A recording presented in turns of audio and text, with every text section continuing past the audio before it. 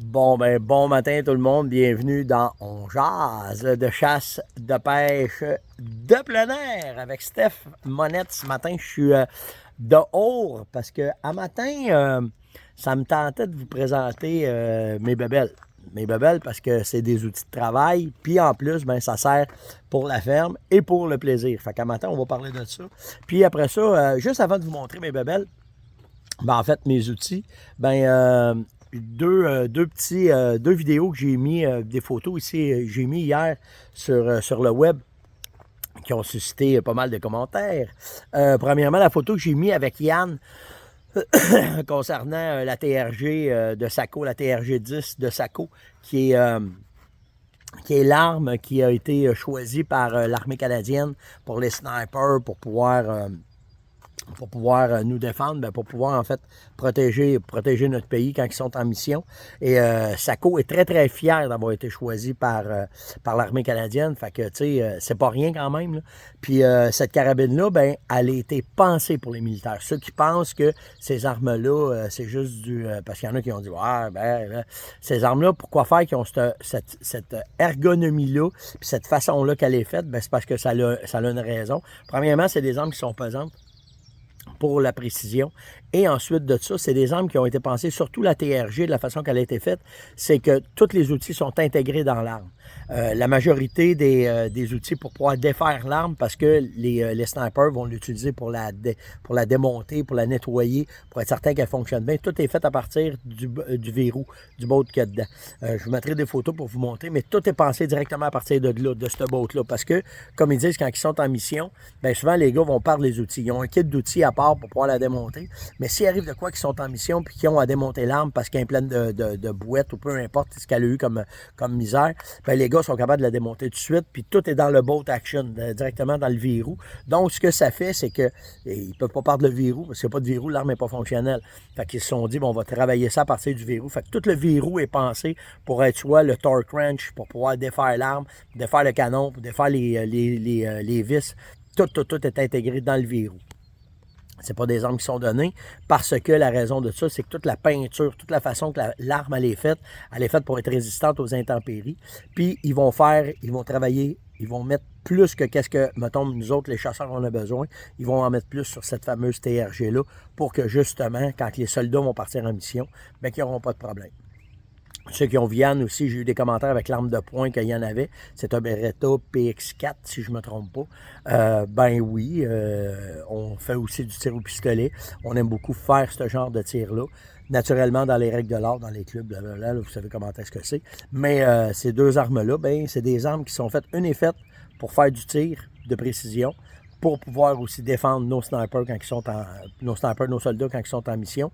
Puis les armes de poing, ben, c'est la même affaire. C'est des armes qui sont faites pour s'amuser. Au-delà qu'il y en a qui peuvent penser, tu sais, ces armes-là sont faites aussi pour les forces de l'ordre, pour pouvoir justement notre protection. Mais ces armes-là sont faites pour s'amuser, avoir du tir, puis faire du tout, comme on dit chez nous, faire des trous dans des feuilles de papier. Ben c'est là, puis c'est un sport, hein. Puis ils n'ont pas de nom. J'ai trouvé ça intéressant ce matin. Tony Barrière puis Luc Voyer ont mis deux beaux textes ce matin justement là-dessus sur le tir, la passion du tir sportif. Puis c'est exactement ça. C'est n'importe quelle de ces armes-là sont appelées des carabines, des pistolets, à même titre que s'il y en a qui aiment faire du vélo, qu'il y en a qui aiment faire du badminton avec leur raquette, bien, ils ont tous des noms. Puis le tir de précision, le tir sportif, vous n'avez pas idée de tout ce que ça demande comme habileté pour pouvoir le faire. Puis j'ai trouvé ça intéressant ce matin. Puis j'en fais moi aussi, donc je comprends très très bien ce que les gars voulaient dire ce matin. En tout cas, vous irez voir, là, je vous mettrai un peu ce que les gars ont parlé. Après ça, ben, j'ai mis une vidéo ce matin de Benelli. Mais Benelli, la compagnie, ça fait 50 ans qu'elle existe, 50 quelques années. Mais quand ils ont eu leurs 50 ans, je pense que ça fait 2 ans de ça, ils ont fait un livre. Puis Benelli, c'est une jeune compagnie comparativement à Beretta. Puis à tous les ans, ils vont faire des prototypes, ils vont faire des essais, ils vont essayer des armes, ils vont faire, parce que c'est plus moderne, ça fait 50 ans qu'ils existent. Puis, dans toutes les armes qu'ils font, ben, ils ont fait un livre pour le 50e pour montrer où est-ce que la recherche peut aller, où est-ce que les composites peuvent se faire, comment est-ce que c'est en tout cas. Mais ce qui était très, très, très intéressant de ça, c'est que c'est des armes, ils en font une par année, c'est des armes uniques. Puis, il y en avait une chez Stoeger, donc je l'ai pris dans mes mains. Puis, c'est ça que je vous montre dans cette vidéo-là. C'est malade, là. Elle est rouge, elle est faite avec du cuir, elle est faite avec des composites spéciales. C'est un arme qui est fonctionnelle, mais c'est pour vous montrer où est-ce que l'évolution... Puis souvent, ces tests-là, de la façon que ces armes-là sont faites, vont servir après ça dans des armes de compétition, dans des armes de chasse après. Parce que c'est des recherches qu'ils font avec ces armes-là.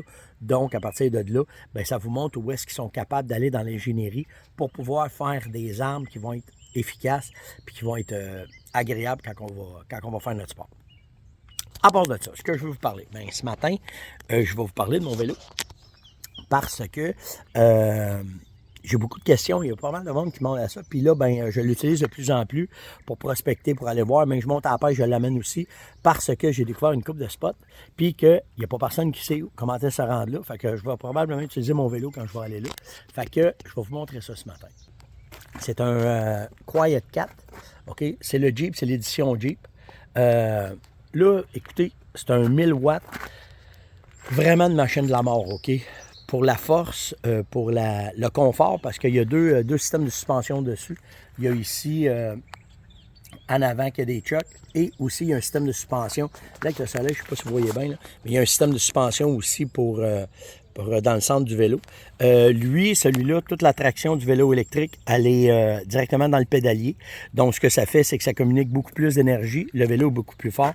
Puis, c'est un 1, 2, 3, 4, 5, 6, 7, un 8 vitesses. En plus de ça, ben, ce que je trouve vraiment écœurant, c'est les pneus dessus. Ils sont pensés pour les chasseurs. Donc, vous êtes capable de partir de 8 livres de pression jusqu'à, si je ne me trompe pas, c'est 20 livres ou 18 livres de pression. En tout cas, je me souviens pas, je n'ai pas tout checké ça. Mais la raison pourquoi, vous le savez, moi, je suis technique plus pratique.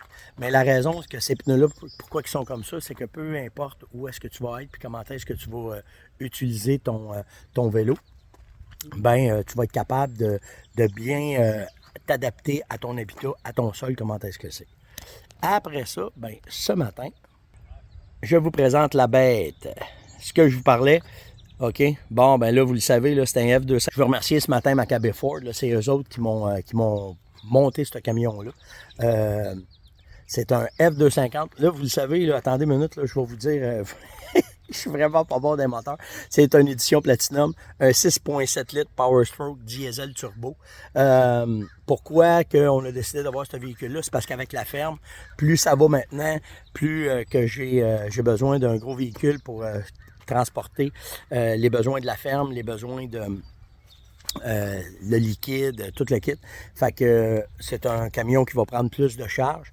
Avec ma roulotte, avec les trailers, avec les 4 roues, ben c'était vraiment la machine qui était. Les spécifications que j'ai demandées, c'est que je voulais avoir une tank à fuel qui était plus grosse que la normale pour que quand je suis en expédition, bien, que je sois capable d'aller, de ne pas avoir à me fueler à toutes les 500 km.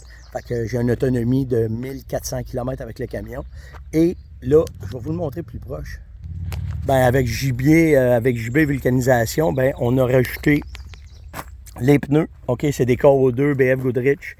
Un petit peu offset parce que souvent, quand je fais du hors-route avec le camion, je voulais avoir un peu plus d'empattement dessus. Fait qu'on lui a donné plus d'empattement.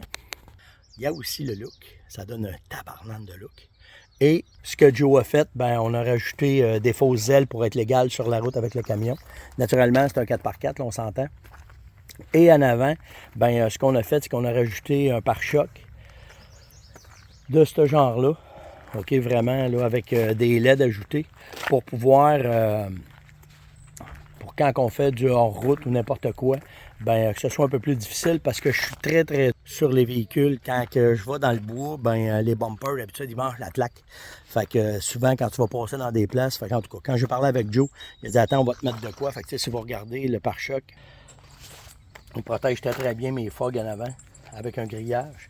Ma grille, elle, ben ici, à cause des sensors que le camion donne, ben, il a fallu enlever la grille qu'il y avait, mais j'aurais pu laisser la grille en avant. Puis ici aussi, il y avait une grille, mais celle-là, je l'ai enlevée aussi là, pour que ma caméra en avant puisse me donner ce que j'ai besoin comme visibilité. Puis si on regarde l'intérieur, ben là, j'ai déjà commencé à me familiariser avec, mais un habitacle vraiment de la mort. L'écran qu'il y a dedans est folle. Puis naturellement, ben, c'est un camion qui est quand même assez luxueux, là, je vous le cacherai pas. Là. Des sièges en cuir, air climatisé, les sièges sont climatisés des deux bords, toute la patente. En tout cas, vraiment, vraiment une bonne machine. Puis ceux ben, qui connaissent ça, ben, ils se connectent automatiquement sur mon... Ah ouais, là. Donc, il ne veut pas parce que je t'ai filmé probablement. Mais en tout cas, vraiment, tout ce que ça prend pour être confortable et avoir du plaisir. Ah, le vlog, il est après se placer. Donc, l'écran GPS qui se connecte directement à Google Maps. Donc, tu es capable, quand tu prospectes, quand tu fais tes affaires, ben bon, et voilà. Ben, ça te permet d'avoir pas mal de plaisir avec la machine. Donc, c'était un peu ça matin, là, on jase de ce matin. Si vous avez des questions, n'hésitez pas. Ça va me faire plaisir de répondre.